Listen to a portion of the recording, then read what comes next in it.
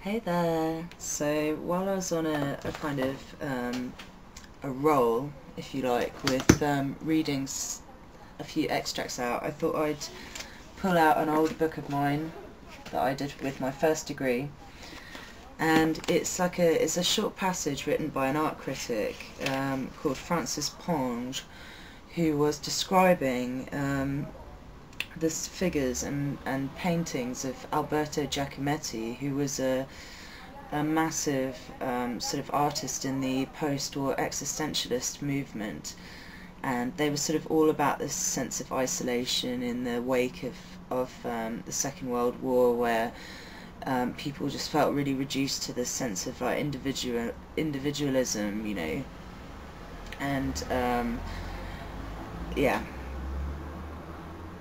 So anyway, I'm going to read a short passage because it is amazing. I love it, and I'll show you the pictures of, well, the sculptures that I think of by Alberto Giacometti now.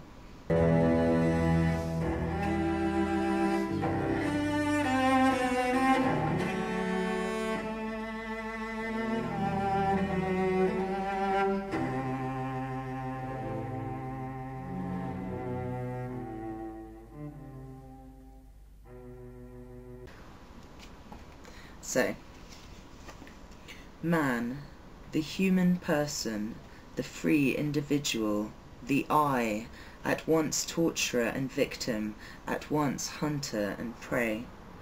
Man, and man alone, reduced to a thread in the dilapidation and misery of the world, who searches for himself, starting from nothing. Exhausted, thin, emaciated, naked, aimlessly wandering in the crowd. Man anxious about man, in terror of man, asserting himself one last time in a hierarchic attitude of supreme elegance, the pathos of extreme emaciation, the individual reduced to a thread. Man at the stake of his contradictions, no longer crucified, burned, you are right, dear friend. Man on a pavement like burning iron, who cannot lift his heavy feet. Oh, since Greek sculpture, what am I saying, since Lawrence and Miliol, man has been well burned at the stake. It is doubtless true that since Nietzsche and Baudelaire the destruction of values has accelerated. They drip around him, his values, his fat, to feed the flames. It is not only that man has nothing more, but he is nothing more than this I. So anyway, so that's like him reflecting on Alberto Giacometti's statues and paintings. And I think that's kind of amazing, especially when you think about it in context. You know, it was kind of 1951 and the war was over, and the world was kind of recovering from the atrocities of the war, and also, you know, the recovering economically and stuff. And so the art was kind of pervaded by this sense of, I don't know, of depression, you know, the kind of depression after the war.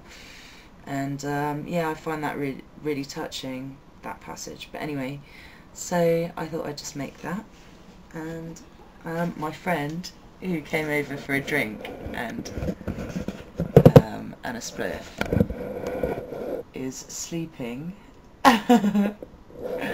She's sleeping on my bed. I just told her, like, you know, because she was sitting there like about to fall asleep, so I said to her, oh, you just need to like lie down on my bed and go to sleep for an hour or two and you'll feel fine. So I thought I'd just do this in the meantime while I'm letting her sleep off.